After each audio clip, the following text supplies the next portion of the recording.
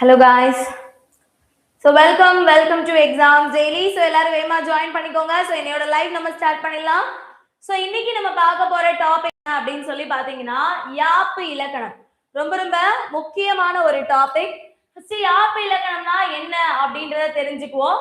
அதுக்கப்புறமா யாப்பு இலக்கணத்துல இருக்கக்கூடிய உறுப்புகள் எத்தனை, அந்த உறுப்புகள்ல இருந்து நமக்கு எவ்வளவு क्वेश्चंस கேக்குறாங்க அப்படின்றது படி நம்ம தெரிஞ்சுக்கலாம். சரியா? சோ இதுல நீங்க டிஎன்பிஎஸ்சி எக்ஸாம்ஸ் காட்டிலும் டிஎன்பிஎஸ்சி எக்ஸாம்ஸ்ல இதுல இருந்து எதுகை மோனை அந்த மாதிரி क्वेश्चंसலாம் கேட்பாங்க.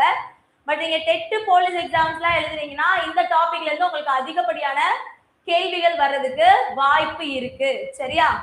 ஓகே.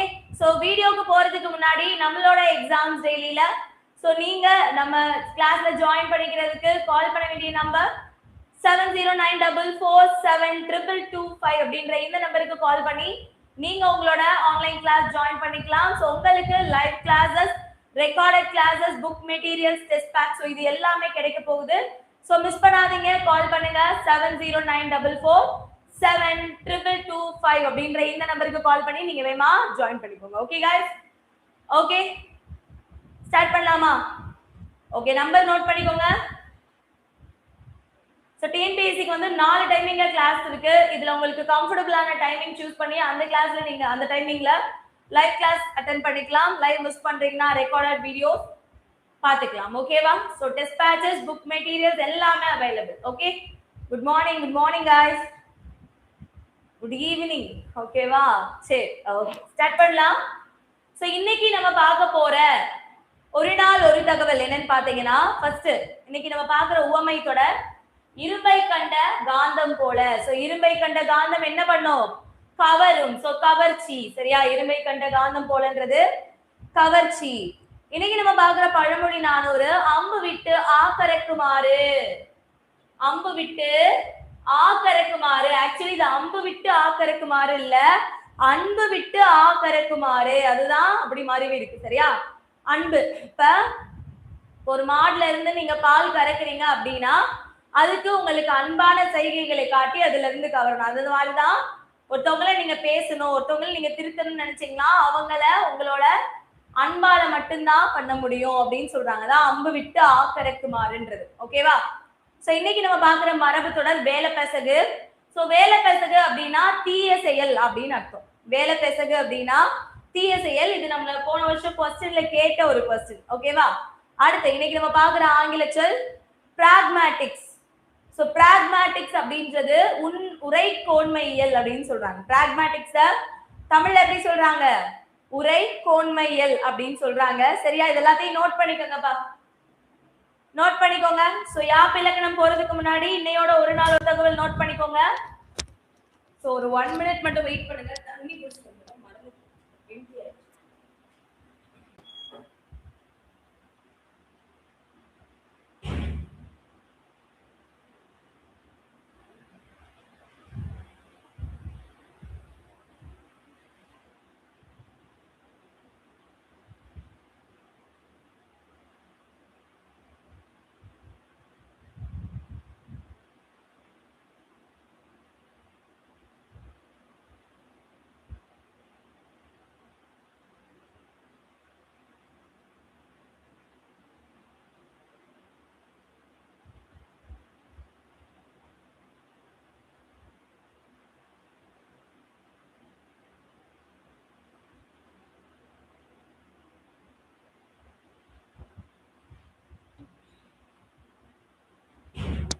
Okay.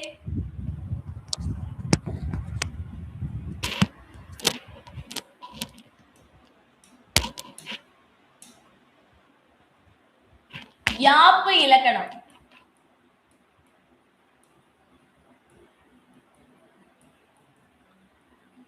யாப்பு இலக்கணம் ஃபர்ஸ்ட் எதுக்காக அப்படின்னு சொல்லி பாத்தீங்கன்னா, மரபு கவிதைகள் எழுதுவதற்கான இலக்கணம். ஒரு மரபு கவிதை, ஒரு தமிழ்ல ஒரு வழக்கமான ஒரு கவிதை நீங்க எழுதுறீங்க அப்படின்னா அதற்கு பயன்படுத்தக்கூடிய இலக்கணம் அப்படிதான் யாப்பு இலக்கணம். மரபு கவிதைகள் எழுதுவதற்கான இலக்கணம். சரியா? இந்த யாப்பு இலக்கணம்ன்றது எப்படின்னா, சுருக்க சொல்ல போனோம் அப்படின்னா, நீங்க ஒரு வீடு கட்டுற மாதிரி ஒரு வீடு கட்டுறதுக்கு எப்படி நம்ம ஸ்டெப் பை ஸ்டெப்பா முதல் இடத்த சம பண்ணணும், இடத்த மெஷர்மெண்ட் போடணும், அடுத்து வானம் தோண்டணும், அடுத்து பேஸ்மெண்ட் போடணும், அடுத்து கட்டடம், சென்ட்ரிங் நிண்டல் மட்டம், அடுத்து சென்ட்ரிங், அந்த மாதிரி ஸ்டெப் பை ஸ்டெப் ப்ராசஸ் இருக்குல்ல. ஒரு வீடு கட்ட எப்படி ஸ்டெப் பை ஸ்டெப்பா ஒரு ப்ராசஸ் இருக்கோ, அதே மாதிரி ஒரு கவிதையை உருவாக்குறதுக்கு, ஒரு கவிதையை முழுமையா படைக்கிறதுக்கு நம்ம கொடுக்கக்கூடிய ஸ்டெப் பை ப்ராசஸ் தான் அது என்னது, யாப்பு இலக்கணம். யாப்பு இலக்கணம் அப்படின்றது என்ன, மரபு கவிதைகள் எழுதுவதற்கான இலக்கணம். அதுதான் என்னன்னு சொல்றாங்க, யாப்பு இலக்கணம் அப்படின்னு சொல்றாங்க. ஓகே ரைட், சரியா? அப்ப இதுக்கு அடுத்து நம்ம ஒரு இலக்கணம் பார்ப்போம். இதுக்கு அடுத்து நம்ம பாக்குற இலக்கணம் என்ன அப்படின்னா அணி இலக்கணம்னு பார்ப்போம். சோ இங்க வந்து என்ன பண்ணிடுறீங்க, ஒரு வீடை கட்டிடுறீங்க, செங்கல் சிமெண்ட் வச்சு ஒரு வீடை கட்டிடுறீங்க. அந்த வீடு அப்படியே பார்த்தா நல்லா இருக்குமா? இல்ல, அதுக்கு நல்லா தச்சு பூச்செல்லாம் பூசி இன்டீரியர் பெயிண்ட் அடிச்சு இன்டீரியர் எக்ஸ்டீரியர் டிசைனிங்லாம் பண்ணாதானே நல்லா இருக்கும். அதாவது கட்டின வீட்டை அழகுபடுத்துறது. அதுதான் என்ன பண்ணுது இந்த அணி இலக்கணம் பண்ணுது. யாப்பிலக்கணத்துப்படி ஒரு பாடலை உருவாக்கிடுறீங்க, அது சும்மா கட்டி போட்ட வீடு மாதிரி கட்டப்பட்டு மட்டும் இருக்குது. அதை அழகாக்கணும்ல, இன்டீரியர் எக்ஸ்டீரியர் டிசைனிங் மாதிரி அந்த கவிதையை அழகாக்கணும்ல, அது அழகாகிற தேவைப்படுற இலக்கணம் தான் அணி இலக்கணம். அதை பத்தி நம்ம அப்புறமா படிப்போம், சரியா? அப்ப யாப்பு இலக்கணம்னா என்னன்னு புரிஞ்சுச்சா? யாப்பு இலக்கணம் அப்படின்னா என்னன்னு புரிஞ்சுச்சா? யாப்பு இலக்கணம் அப்படின்றது ஒரு கவிதையை, ஒரு மரபு கவிதையை உருவாக்க பயன்படுத்தக்கூடிய ஒரு இலக்கணம், அவ்வளவுதான், சரியா? இதுல உறுப்புகள்னு பாத்தீங்கன்னா மொத்தமா 6 உறுப்புகள் இருக்கு.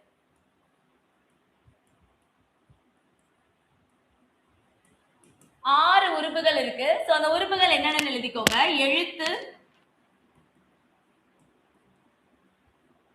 எழுத்து, அசை, சீர், அடி, தழை, தொடை. இதான் அந்த 6 வகை. இன்னைக்கு கிளாஸ்ல நம்ம அடி வரைக்கும் மட்டும் பார்க்கலாம். தழை தொடை கொஞ்சம் பெரிய கான்செப்ட், உங்களுக்கு நான் அதை அடுத்த கிளாஸ்ல இன்னும் விரிவா நான் சொல்றேன், ஓகேவா? அடுத்த கிளாஸ் வர்றப்ப நீங்க புணர்ச்சி, அடிப்படை புணர்ச்சி இருக்குல்ல, அது பார்க்கலன்னா பார்த்துட்டு வந்துருங்க. ஏன்னா புணர்ச்சி புரிஞ்சா தலை புரியும், சரியா? ஓகே. சோ ஃபர்ஸ்ட் இந்த 6 உறுப்புகள் எழுதிக்கிட்டீங்களா? யாப்பு இலக்கணத்துல 6 உறுப்புகள் இருக்கு. என்னென்ன? எழுத்து, அசை, சீர், அடி, தழை, தொடை. ஓகேவா? சரி, இப்ப இதுல நம்ம ஒவ்வொன்னா பார்க்கலாம். ஃபர்ஸ்ட் யாப்பு இலக்கணத்தின்படி உங்களுக்கு ஒரு கேள்வி கேக்குறாங்க. யாப்பு இலக்கணத்தின்படி எழுத்துக்கள் எத்தனை வகைப்படும்? நார்மலா உங்களுக்கு எழுத்துக்கள் எத்தனை வகைப்படும்னு கேட்டா 2. முதல் எழுத்து சார்பு எழுத்துன்னு எழுதுவீங்க. இங்க உங்களுக்கு கேள்வி எப்படி கேக்குறாங்கன்னா, யாப்பிலக்கணத்தின்படி எழுத்துக்கள் எத்தனை வகைப்படும்னு கேக்குறாங்க. அப்படி கேட்டாங்கன்னா 3. யாப்பிலக்கணத்தின்படி எழுத்துக்கள் எத்தனை வகைப்படுதுன்னு கேட்டா 3. என்னென்ன தெரியுமா? குறில், நெடில், ஒற்று. இப்படிதான் 3 வகை. யாப்பிலக்கணத்தின்படி எழுத்துக்களை இந்த 3 வகையா தான் பிரிக்கிறாங்க. குறில்னு சொல்றப்பயே அதுல உயிர் குறிலும் வந்துரும். குறில்னு சொல்லும் போதே அதுல உயிர் குறிலும் வந்துரும், உயிர்மை குறிலும் வந்துரும், சரியா? உயிர் குறிலும் அதுல வந்துரும், உயிர்மை குறிலும் அதுல வந்துரும்.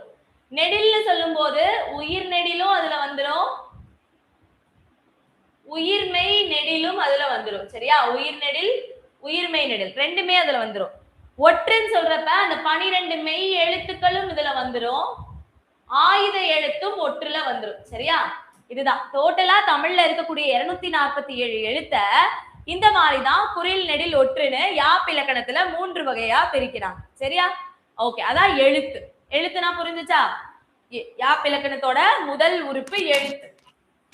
2வது உறுப்பு என்னன்னு பாத்தீங்கன்னா அசை.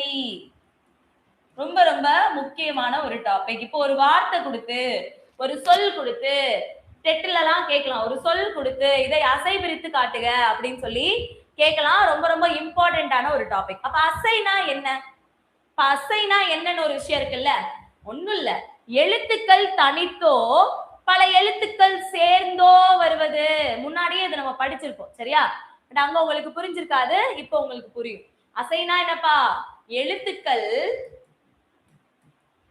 தனித்தோ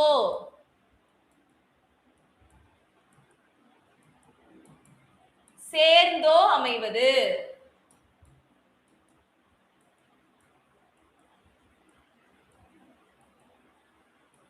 எழுத்துக்கள் தனித்தோ சேர்ந்தோ அமைவது, அதுதான் என்னது? அசை. அப்ப ஒரு எழுத்து தனியாவும் வரலாம், பல எழுத்துக்கள் சேர்ந்தும் வரலாம், அதுதான் அசை. அது எழுத்துனா சொல் இல்லையா? புரியுதா? எழுத்துக்கள் தனித்தோ பல எழுத்துக்கள் சேர்ந்தோ வருது சொல்லுல படிச்சிருக்கோம் அப்படின்னா சொல்லுதான். அது இங்க வந்து என்ன சொல்றோம்? அசை. எழுத்துக்கள் பல சேர்ந்து பொருள் தந்துச்சுன்னா சொல், பொருள் தரலனா அசை. படிச்சிருக்கோமா இல்லையா? படிச்சிருக்கோம். சரியா? சோ அதுதான் அசை. அப்ப அசை எத்தனை வகைப்படும்னு கேட்டா அசை 2 வகைப்படும்.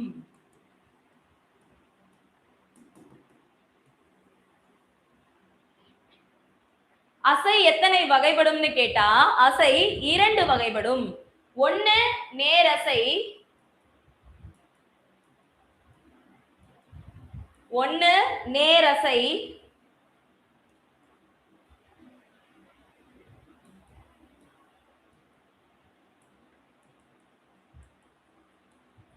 ரெண்டு நிறையசை.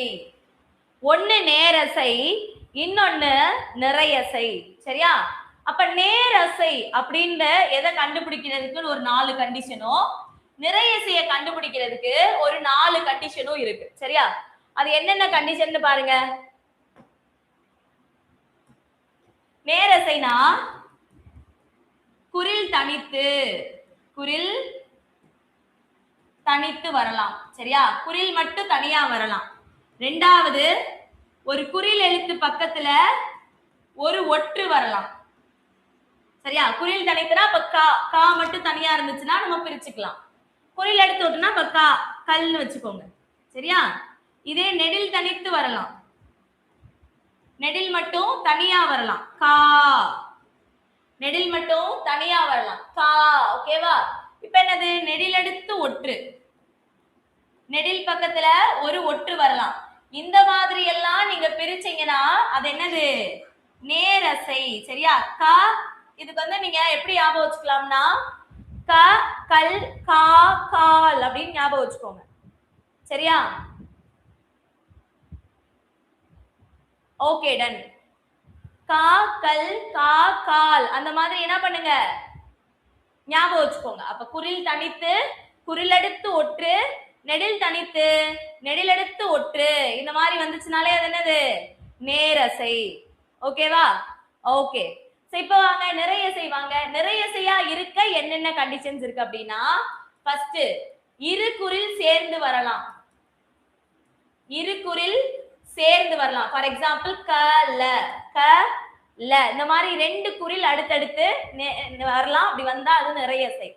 அடுத்து மூணாவது இரு குறில் அடுத்து ஒற்று வரலாம், இரு குறிலுக்கு அப்புறமா ஒரு புள்ளி வச்ச எழுத்து வரலாம். மீன்ஸ் க லா இம், க லா இம் கலம், க லா இம் கலம் வருதா? சரி. மூணாவது ஒரு குறில் அடுத்து நெடில் வரலாம், ஒரு குறிலுக்கு அப்புறமா நெடில் வரலாம். கலா, க லா, கன்றது குறில், லான்றது நெடில். ஒரு குறிலுக்கு அடுத்து ஒரு நெடில் வரலாம். நாலாவது ஒரு குறில், ஒரு நெடில், அதுக்கப்புறமா ஒரு ஒற்று.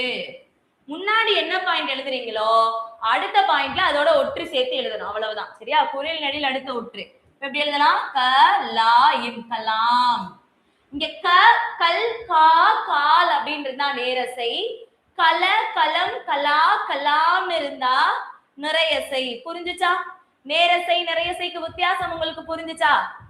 நோட் பண்ணிக்கிட்டீங்களாப்பா? நேரசைனா குறில் தனித்து, குறில் அடுத்த ஒற்று, நெடில் தனித்து, நெடில் அடுத்த ஒற்று.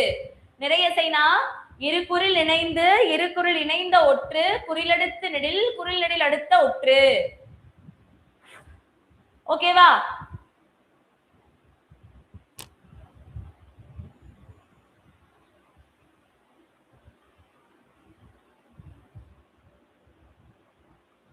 இப்ப ஒரு வார்த்தை கொடுத்து உங்களை அசை பிரிச்சு எழுத சொல்றாங்க. சரியா? ஒரு வார்த்தை கொடுக்குறாங்கப்பா, பம்பரம். இந்த சொல்ல அசை பிரிச்சு எழுதுங்கன்னு சொல்றாங்க. எப்படி? பம்பரம். இந்த சொல்ல அசை பிரிச்சு எழுதுங்க அப்படின்னு சொல்றாங்க. சரியா? இப்ப பான்றது என்னது? பான்றது என்னது? பான்றது குறில். குறில் மட்டும் தனியா வரலாமா? எதுக்கு இங்க எழுதிக்கோங்க. க குறில், குறிலெடுத்து ஒற்று, நெடில், நெடிலெடுத்து ஒற்று வந்துச்சுன்னா நேரசை. இரு குறில் இணைந்து, இரு குறில் இணைந்த ஒற்று, குறிலெடுத்து நெடில், குறில் நெடில் அடுத்த ஒற்றுன்னு வந்துச்சுன்னா நிறையசை. இத வந்து டெமோக்கு எழுதி வச்சுக்கோங்க. சரியா? ஃபர்ஸ்ட் பா, பான்றது குறில். குறில் வரலாமா? குறில் மட்டும் தனியா வரலாம். அப்ப கண்டிஷன் ஓகே. அடுத்த லெட்டர் சேர்த்துக்கோங்க. குறில் பக்கத்துல ஒரு ஒற்று, குறில் பக்கத்துல ஒரு ஒற்று. குறில் அடுத்து ஒற்று வரலாமா? குறில் அடுத்து ஒற்று வரலாமா? வரலாம். அப்ப வரலாம். குறில் ஒற்றுக்கு பக்கத்துல ஏதாவது ஒரு ஆப்ஷன் இருக்கா? இல்ல. அப்ப இதோட நம்ம ஸ்டாப் பண்ணிக்கணும். சரியா? அப்ப இது என்னது? நேரசை. அடுத்து பாருங்க, பா. பான்றது குறில். குறில் மட்டும் தனியா வரலாம். வரலாம்ன்றதுனால நம்ம அடுத்த எழுத்து போறோம். ரா.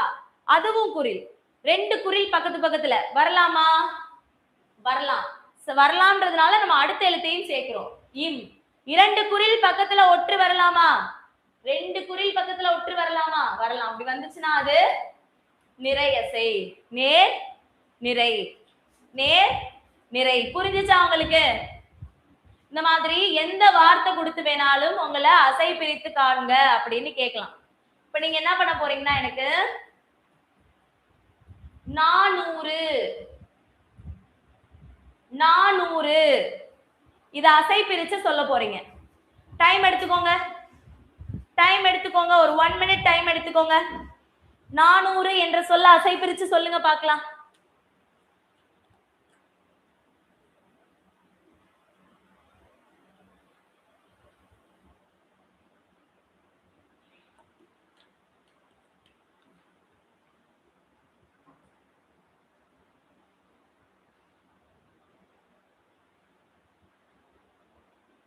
நிறை நிறையா? நிறை நிறை சொல்லிருக்காங்க சுகன்யா. அடுத்து ட்ரை பண்ணுங்கப்பா. ரெக்கார்டட் பாக்குறவங்களும் கமெண்ட்ல சொல்லுங்க. சரியா? நான் பாக்குறேன்.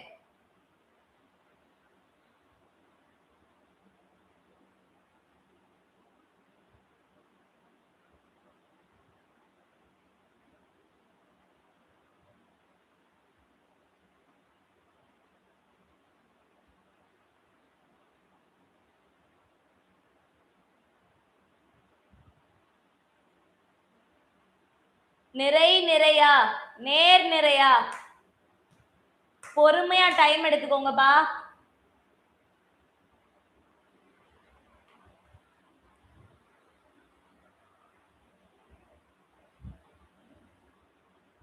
சரி பாப்பமா. ஃபர்ஸ்ட் எழுத்து என்ன இருக்கு? ஃபர்ஸ்ட் எழுத்து நா. நான்றது நெடில். நெடில் தனித்து வரலாமா? வரலாம். சரியா? வரலாம்ன்றதுனால நம்ம அடுத்த எழுத்துக்கு போறோம். அடுத்த எழுத்து என்னது? நூ. நூன்றதும் நெடில். ரெண்டு நெடில் பக்கத்து பக்கத்துல வரலாமாப்பா? நானு ஒரு நெடில், நூனு ஒரு நெடில். இந்த ரெண்டு நெடிலும் பக்கத்து பக்கத்துல வரலாமா? வர கூடாது. அதனால என்ன பண்ணிடுறேன்? ஒரு நெடிலோட நான் பிரிச்சுக்கிறேன். ரைட்டா? அப்ப இது என்னது? நேர். நூன்றது ஒரு நெடில். சரியா? நெடில் தனித்து வரலாம். அப்ப நெடிலுக்கு பக்கத்துல ரூ.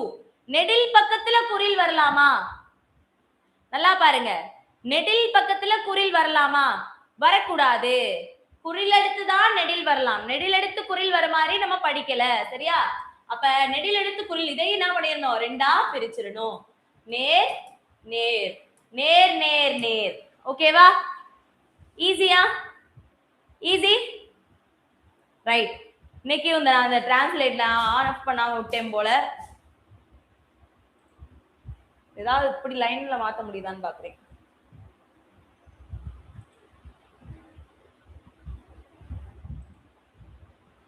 கமெண்ட் மேல வச்சா அது தமிழ்ல காட்டுது. பட் சவா சாமி டவுன் டவுன் டவுன். நீங்க ஏதோ போராட்டம் பண்ற மாதிரி இருக்கு சாட் செஷன்ல பார்த்தா. நீங்க நேர் நேர் நேர்னு கொடுக்குறீங்களே, அது கமெண்ட்ல இருப்ப டவுன் டவுன் டவுன் டவுன் ஏதோ போராட்டம் பண்ற மாதிரி கேட்டு. சரி ஓகே, புரிஞ்சிருச்சுலப்பா.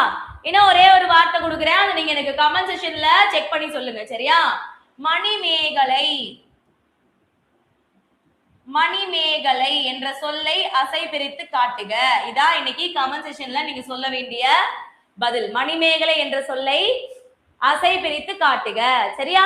அப்ப உங்களுக்கு எழுத்துனா என்னன்னு தெரிஞ்சிருச்சு, அசைனா என்னன்னு தெரிஞ்சிருச்சு. அடுத்து பாருங்க, அடுத்து நம்ம பார்க்க போறது சீர். மூன்றாவதா நம்ம பார்க்க போறது சீர். அசைகள். அசைகள் ஒன்றோ ஒரு அசையோ இல்ல பல அசைகளோ சேர்ந்து வருவது. ஒன்றோ சிலவோ.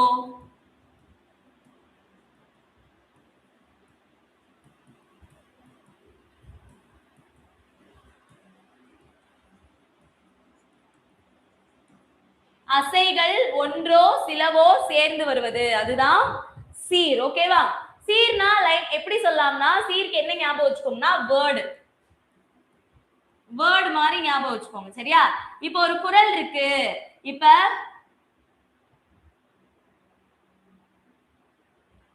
முகநக நட்பது நட்பென்று. முகநக நட்பது நட்பன்று நெஞ்ச தகநக அகநக நட்பது நட்புன்னு ஒரு இது இருக்குல்ல. இதுல முகநகன்றதுதான் ஒரு சீர், நட்பதுன்றது ரெண்டாவது சீர். அதனாலதான் திருக்குறள் என்னன்னு சொல்றாங்க, 7 சீர்களால், ஒவ்வொரு குறட்பாக்களும் 7 சீர்களால் அமையப்பட்டதுன்னு சொல்றாங்க. சீர்னா என்னது, அசைகள். இப்ப முகநகவை நீங்க அசையா பிரிக்கலாமா? முக இரு குறளிலிருந்து இது என்ன பிரிக்கலாம், நிறை நிறைன்னு பிரிக்கலாம். அப்ப இங்க நிறை நிறை அப்படின்ற 2 அசை சேர்ந்ததுதான் ஒரு சீர். அதனாலதான் நம்ம இங்க எழுதியிருக்கோம், அசைகள் ஒன்றோ சிலவோ சேர்வது சீர் அப்படின்னு சொல்லி எழுதியிருக்கோம் சரியா. இப்போ இதுதான் புரிஞ்சிருச்சா? ஓகேவா. சீர்கள் எத்தனை வகைப்படும் அப்படின்னு கேட்டாங்கன்னா, ஓரசை சீர், மூவசை சீர், ஓரசை சீர். சீர்கள் 4 வகைப்படும் சரியா. முதல்ல ஓரசை சீர், ஈரசை சீர்,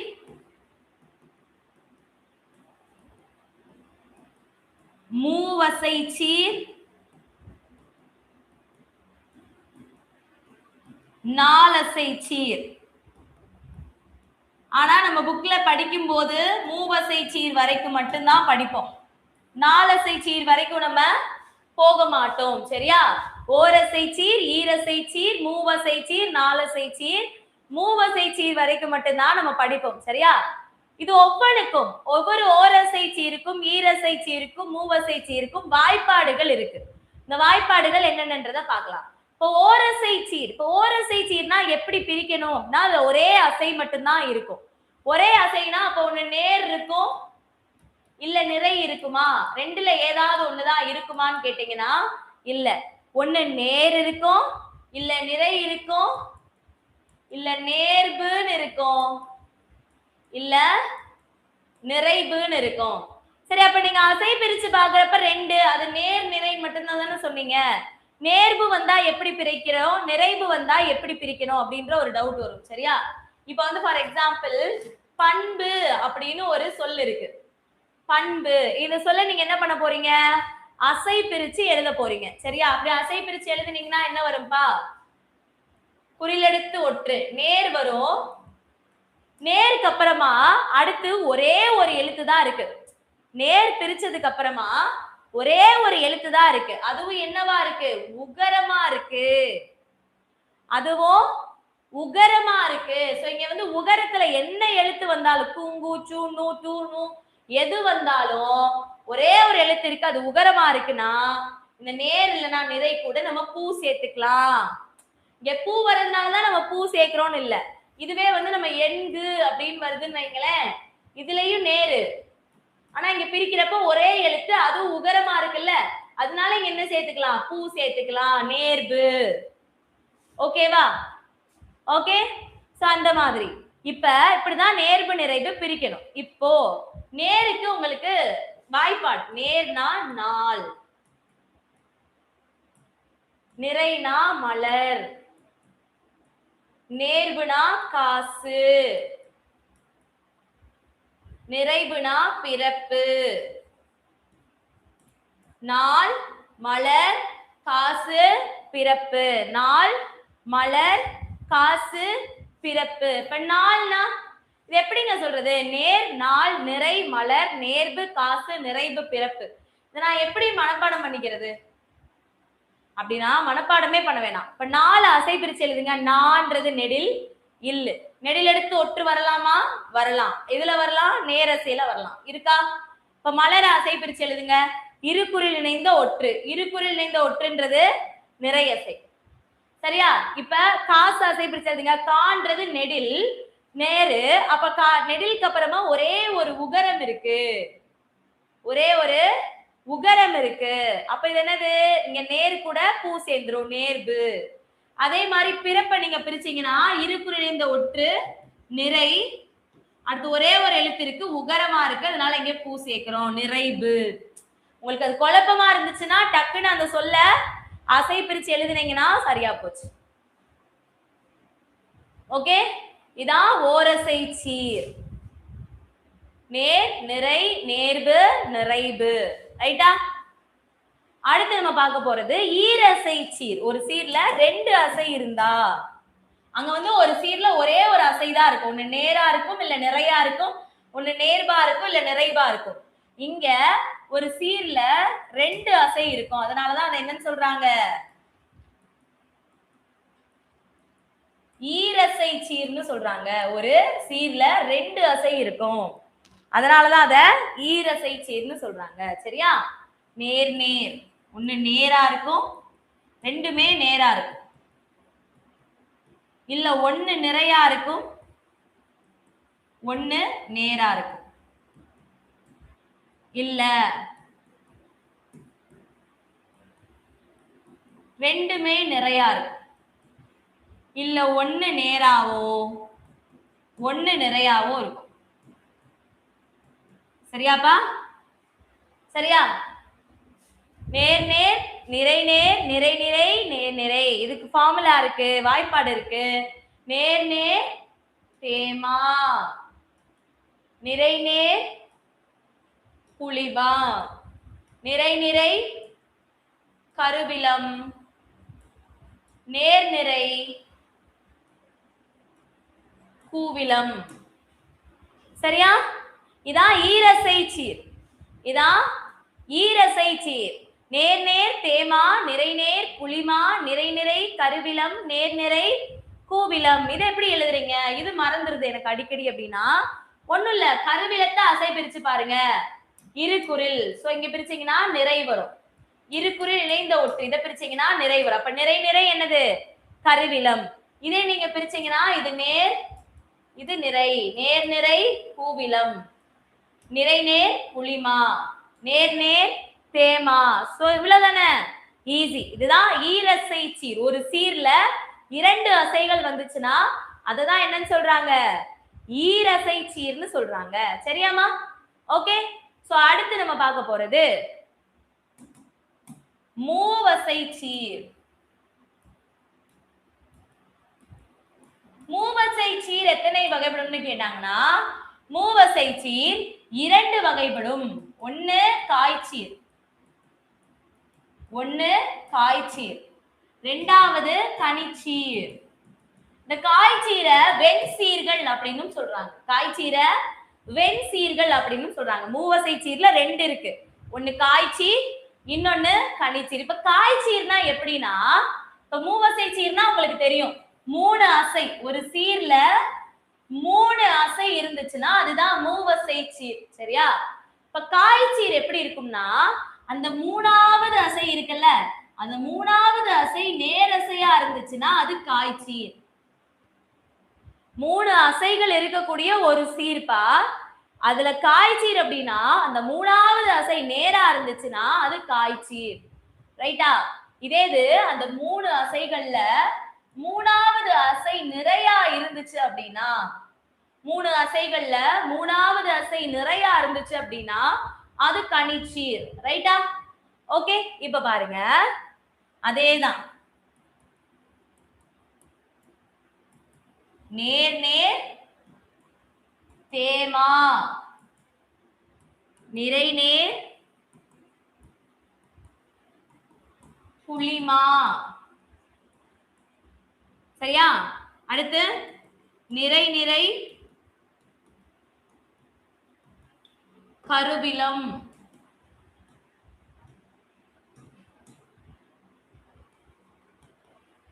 நேர் நிறை கூவிலம். இதான ஈரசை சீர். இப்ப என்ன சொல்றாங்கன்னா, முதல்ல நம்ம காய்ச்சீர் எழுதுவோம்.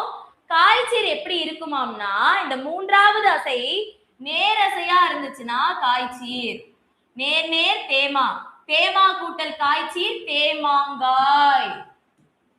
சரியா? தேமாங்காய்னு ஒரு இதோட வாய்ப்பாடு. நிறை நேர் புளிமா, புளிமா கூட்டல் நேர் காய்ச்சீரா. மூணாவது அசை நேரா இருந்தா என்னது? காய்ச்சீர். அப்ப நிறை நேர் புளிமா, புளிமா கூட்டல் காய்ச்சீர் புளிமாங்காய். ஏதோ நான் சும்மா நடத்துறேன்லாம் நினைச்சுக்காதீங்க, இம்பார்ட்டன்ட் தான். சரியா? நிறை நிறை கருவிலம், கருவிலம் கூட்டல் காய்ச்சீர் கருவிலங்காய், கருவிலங்காய். சரியா? இப்ப நேர் நிறை கூவிலம், கூவிலம் கூட்டல் காய்ச்சீர் கூவிலங்காய். சரியா? இது வந்து காய்ச்சீர். மூவசை சீர்ல ரெண்டு இருக்கு, அதுல ஒண்ணு காய்ச்சீர் ஒண்ணு கனிச்சீர்னு பார்த்தோம்ல, இதெல்லாம் காய்ச்சீர். மூணாவது அசையெல்லாம் நேரா வந்துச்சுன்னா அது காய்ச்சீர். இங்க காய் காய்னு முடியும். தேமாங்காய், புளிமாங்காய், கருவிலங்காய், கூவிலங்காய்னு முடியும். சரியா? இதே இது மூன்றாவது அசைகள் எல்லாம் நிறையா வந்துச்சுன்னா இதெல்லாமே என்ன சீர்ப்பா? இதெல்லாமே கனிச்சீர். மூன்றாவது அசை எல்லாமே நிறையா வந்துச்சுன்னா, அப்ப நேர் நேர் தேமா, தேமா கூட்டல் கனிச்சீர் தேமாங்கனி, தேமாங்கனி. நிறை நேர் புளிமா, புளிமா கூட்டல் கனிச்சீர் புளிமாங்கனி, புளிமாங்கனி. நிறை நிறை கருவிலம், கருவிலம் கூட்டல் கனிச்சீர் கருவிலங்கனி. நிறை நிறை கருவிலம், கருவிலம் கூட்டல் கனிச்சீர் கருவிலங்கனி. நேர் நிறை கூவிலம், கூவிலம் கூட்டல் கனிச்சீர் கூவிலங்கனி. சரியா? அவ்வளவுதான். நோட் பண்ணிட்டீங்களா? ஓகே, இதான் அந்த மூவசை சீர். நாலசை சீர் வந்து நம்ம பார்க்க மாட்டோம், அது நமக்கு தேவையில்லை. சரியா? மூவசை சீர் வரைக்கும் மட்டும் பார்த்தா போதும். அப்ப நம்ம இப்ப என்னென்ன பார்த்திருக்கோம்? எழுத்து சீர் அசை, எழுத்து அசை சீர் மூணு பார்த்திருக்கோம். சரியா? அடுத்து அடி தலை தொடை, இதை வந்து நம்ம நெக்ஸ்ட் கிளாஸ்ல பார்க்கலாம். சரியாமா? ஸோ கண்டிப்பா இது ஒரு ஷார்ட் கிளாஸா இருந்திருக்கும், உங்களுக்கு யூஸ்ஃபுல்லா இருந்திருக்கும். நீங்க இப்ப எனக்கு என்ன பண்றீங்க அப்படின்னா, நான் இப்போ ஒரு குறள் சொன்னேன்ல, முகநக நட்பது நட்பன்று நெஞ்சத்து அகநக நட்பது நட்பு. இந்த குறளை எழுதி நீங்க அதுக்கு அசை பிரிச்சு ட்ரை பண்ணி பாருங்க வீட்டுல. சரியா? அதை அசை பிரிச்சு நீங்க என்ன பண்ணுங்க, அது என்ன வாய்ப்பாடு வருது அப்படின்றத ட்ரை பண்ணி பாருங்க. ஸோ இது வந்து உங்களுக்கு நிறைய புரிஞ்சுக்கிற மாதிரி இருக்கும். இன்கேஸ் பிகினர்ஸா இருந்தீங்கன்னா ஃபர்ஸ்ட் டைம் கொஞ்சம் புரிஞ்சுக்க கஷ்டமா இருக்கும், போக போக ஈஸியா படிச்சிடலாம். சரியா? ஓகே ஓகே गाइस, ஸோ கிளாஸ்ல ஜாயின் பண்ணாதவங்க வேமா ஜாயின் பண்ணிக்கோங்க. ஸோ கால் பண்ண வேண்டிய நம்பர் 7094472225 அப்படின்ற இந்த நம்பருக்கு கால் பண்ணி நீங்க வேமா உங்களோட ஆன்லைன் கிளாஸ்ல ஜாயின் பண்ணிக்கலாம். ஸோ நம்ம கிட்ட டிஎன்பிஎஸ்சி மட்டும் இல்ல, TET, police, banking, SSC, railway, TANCET, MBA, MCA, டிஆர்பில யூஜி டிஆர்பி, பிஜி டிஆர்பி, எஸ்ஜிடின்னு இந்த மாதிரி நிறைய கிளாஸஸ் நம்ம கிட்ட அவைலபிளா இருக்கு. ஸோ மிஸ் பண்ணாம வேமா ஜாயின் பண்ணிக்கோங்க. சரியா? ஸோ நம்மளோட வீடியோஸ் பார்த்து நீங்க ஜாயின் பண்ணீங்கன்னா உங்களுக்கு ஆஃபர் இருக்கு. ஸோ மிஸ் பண்ணாதீங்க, வேமா ஜாயின் பண்ணி. Thank you guys, thank you. வீடியோ பிடிச்சதுன்னா லைக் பண்ணுங்க, சேனலை சப்ஸ்கிரைப் பண்ணாதவங்க சப்ஸ்கிரைப் பண்ணுங்க, ஃப்ரெண்ட்ஸ்க்கும் ஷேர் பண்ணுங்க. Thank you guys, bye. நாளைக்கு பார்க்கலாமா? See you.